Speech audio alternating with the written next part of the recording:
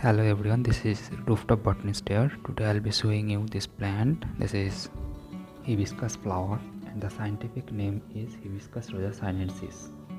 This generally grows all over India and this is for puja, generally for goddess Kali.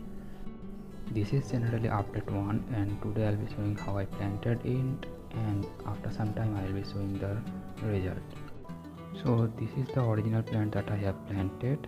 I first cutted the plant in 4 places and planted all those things in the same pot.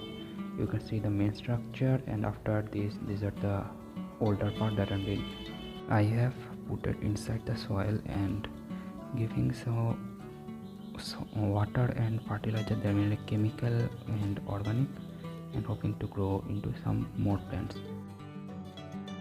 So this is the whole plant that you can see right now.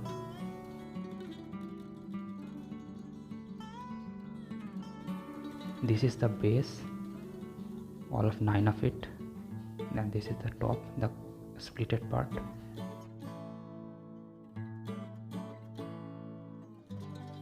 And this is again the bottom and the top, and this is the whole part, and this is part that I am giving water. I hope you all liked it, so stay tuned for the next update and subscribe.